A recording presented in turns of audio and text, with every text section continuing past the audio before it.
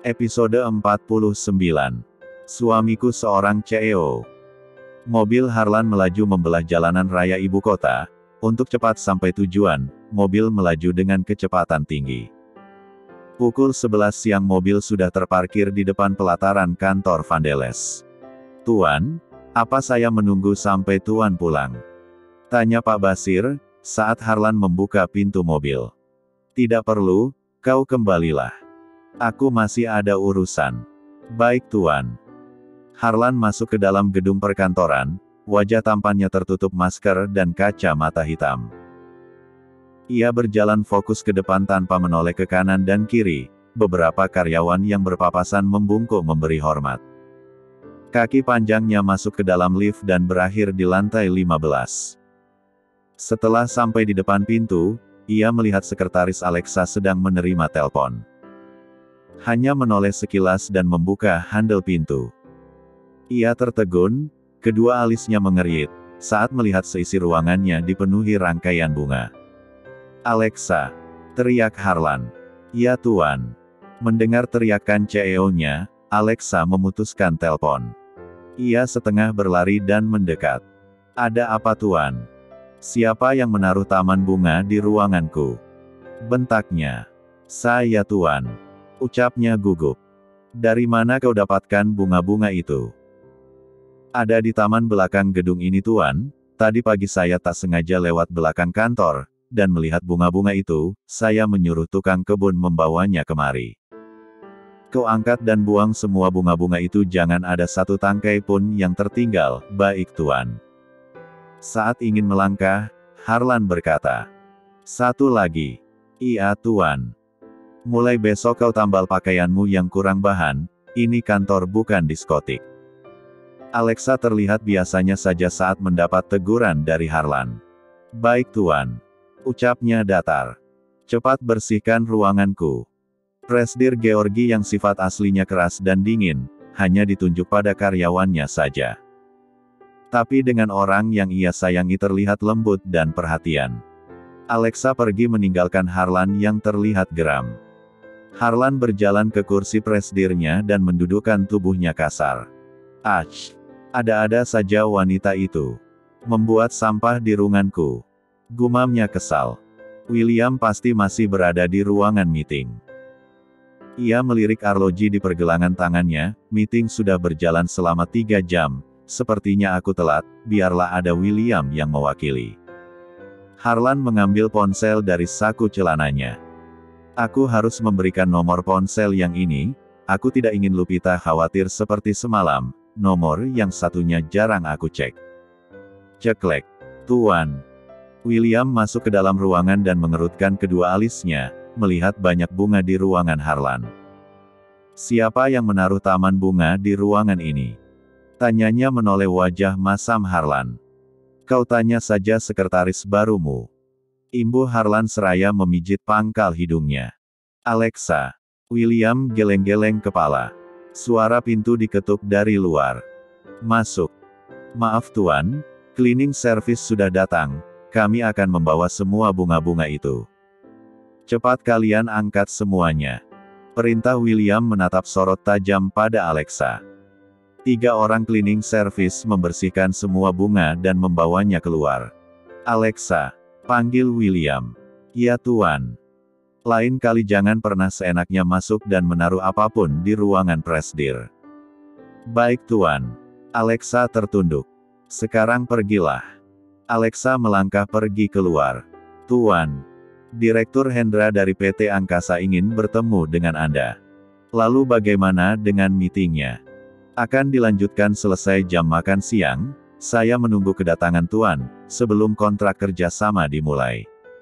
"Oke."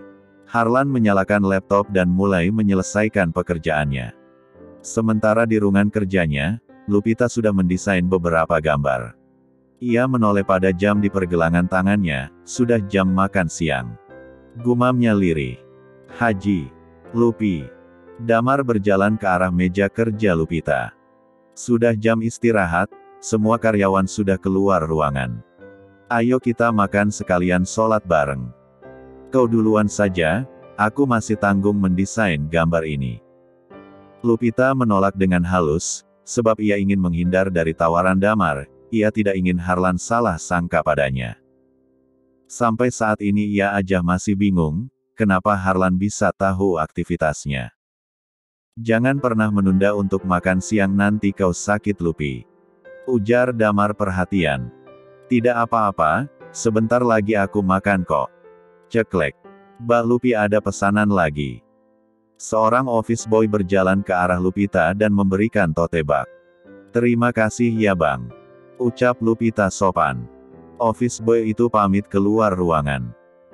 La tersenyum dengan wajah berseri-seri, pasti ini Mas Harlan, ternyata ia tidak marah. Gumamnya dengan senyum di kulum. Ya sudah Lupi, aku ke kantin sendiri. Setiap hari sudah ada yang memberikanmu makan siang. Ucap Damar kecewa. Oh iya Damar, maaf ya. Lain kali kita bisa ke kantin bareng. Imbuh Lupita menghibur. Dengan wajah masam Damar keluar dari ruangan itu. Maafkan aku Damar, aku tidak berani makan bersamamu dan berbagi makanan lagi, sepertinya ada mata-mata di kantor ini.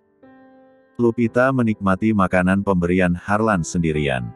Selesai makan ia termenung. Tunggu. Sudah hampir seminggu ini Mas Harlan mengirimkan aku makan siang, dan ini makanan mahal menurutku. Dari mana ia mendapatkan uang banyak untuk membelikan aku makan setiap hari? Nanti aku akan menanyakannya.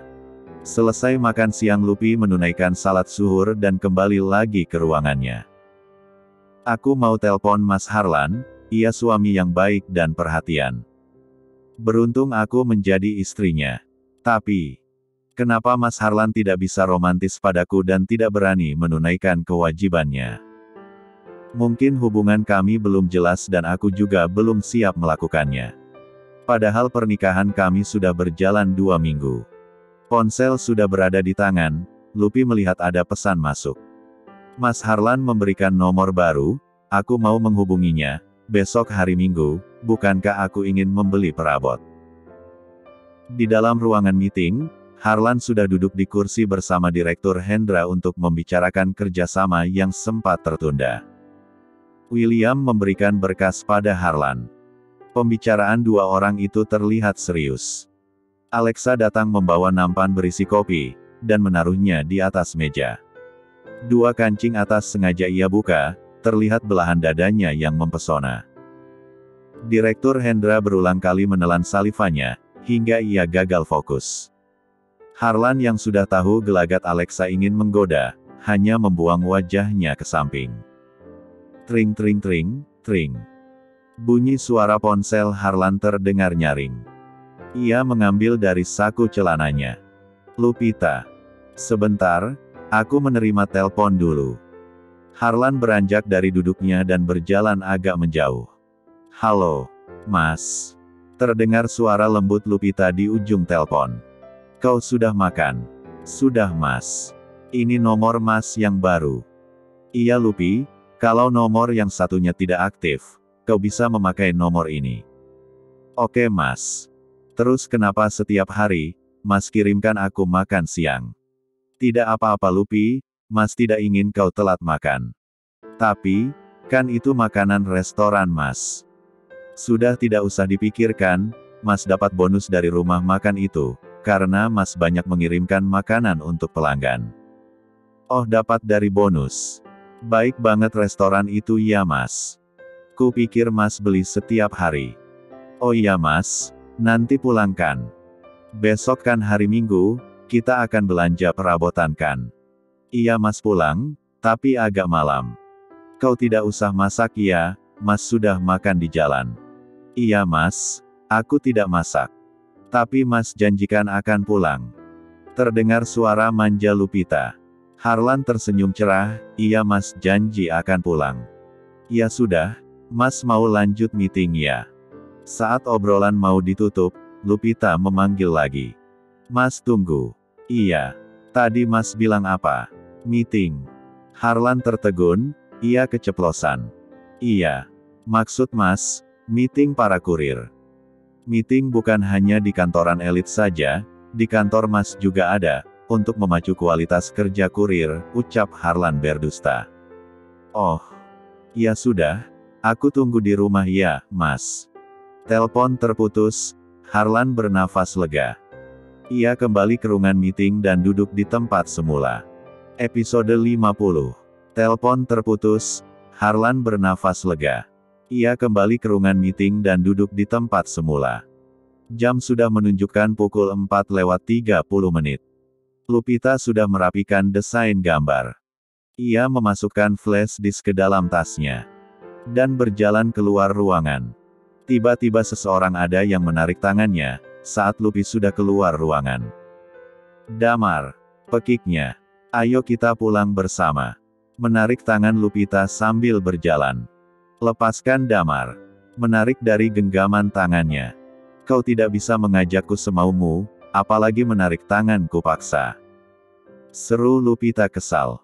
Kau jangan salah paham Lupi, aku hanya ingin mengantarmu pulang. Tidak perlu mengantarkan, aku bisa pulang sendiri. Celetuknya tegas, seraya berjalan pergi menuju lobi. Damar hanya mendengus kesal. Entah kenapa ia bisa menyukai sosok wanita seperti Lupita yang kalem dan sederhana. 3 minggu mengenal Lupita membuat ia jatuh cinta. Padahal Damar sosok pria pintar dan memiliki style bagus di beberapa perusahaan ternama, ia ditarik dari anak perusahaan oleh Direktur Anton, yang bekerja sama dengan perusahaan Vandeles, untuk menggantikan posisi Yono yang sudah dipecat. Lupita sudah berdiri di halte, setelah menyeberang menggunakan tangga penyeberangan. Dulu sebelum Harlan menikahi Lupita, hampir setiap hari Harlan menjemputnya untuk pulang. Tapi setelah Harlan menikahinya dan Mak Isah, ibu asuhnya sering sakit-sakitan. Harlan jadi sulit bergerak, ia harus bisa membagi waktunya. Di saat kondisi Mak Isah sudah menua, ia semakin posesif pada Harlan. Ia berharap Della bisa menjaga dan menghibur ibu asuhnya. Jam sudah menunjukkan pukul 5:25. Lupita masuk ke dalam mobil angkot. Tanpa ia sadari seseorang telah mengikutinya. Sementara Harlan sudah menyelesaikan kerjasama dengan Direktur Hendra. Sebelum meninggalkan ruangan, Hendra berbicara pada Harlan. Tuan Vandeles, bisakah sekretaris Anda, saya ajak kencan? Ucapnya terkekeh. Harlan mengeritkan keningnya, bila di dalam kantor, dia masih bertanggung jawab dengan pekerjaannya sebagai seorang karyawan. Tapi bila di luar kantor, itu bukan tanggung jawab perusahaan lagi. Oke, berarti tidak ada masalah bila aku dekat dengannya, bukan? Terserah Anda. Tapi jangan pernah bawa nama perusahaanku, bila ada masalah Anda dengan Alexa di kemudian hari. Imbuh Harlan memperingati. Tentu saja tidak. Anda tidak usah khawatir, saya tidak akan melibatkan perusahaan dengan urusan pribadi. Hendra melirik Harlan dengan ekor matanya, ia melihat Harlan memasukkan berkas ke dalam tas kerja. Tanpa ragu Hendra bertanya lagi. Tuan Vandeles. Sebelum saya pergi, bolehkah saya bertanya? Silakan. Sergah Harlan masih sibuk memasukkan berkas ke dalam tas. Apa Anda sudah memiliki seorang istri? Dek. Seketika Harlan menghentikan tangannya, ia mulai berpikir dengan pertanyaan Herman. Padahal semua karyawan, kolega, teman bisnis dan bahkan keluarganya sendiri tidak ada yang tahu kalau ia sudah menikahi karyawannya sendiri, kecuali William asisten pribadinya. Wajah Harlan berubah pias, apakah ia harus berbohong dan tidak mengakui kalau Lupita adalah istrinya? Dilemakah Harlan? Ia tentu saja ia dilema, tapi ia juga tidak ingin membohongi dirinya sendiri. Hai, kenapa Anda melamun Tuan? Tinggal dijawab saja ada atau tidak. Tanyanya seraya terkekeh. Iya, aku sudah memiliki istri. Jawabannya tegas. William yang masih berada di dalam ruangan meeting, sangat terkejut tuannya menjawab dengan begitu gamblang tanpa berpikir dulu. Bukan masalah ia sudah menikah atau belum. Tapi semua orang pun tahu statusnya yang masih lajang. Yang William khawatirkan bila beritanya sampai terdengar pamannya Alfonso, sudah dipastikan Lupita berada dalam bahaya.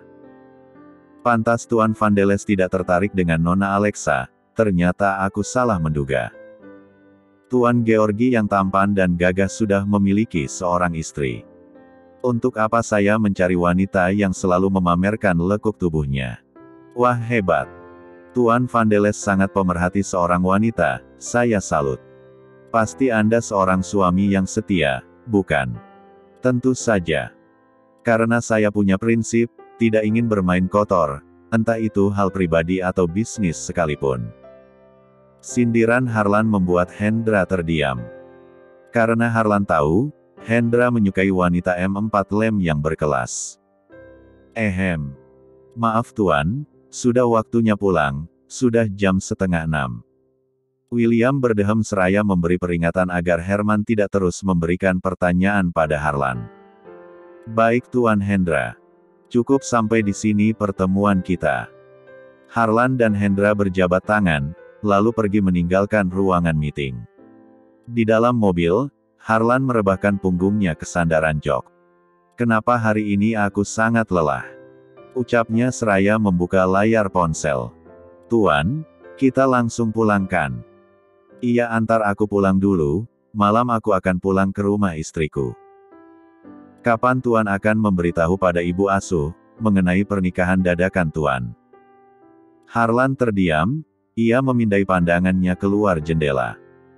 Tadi Tuan sudah terlalu jujur pada Tuan Hendra tentang pernikahan Tuan, bagaimana bila sampai terdengar Paman Alfonso?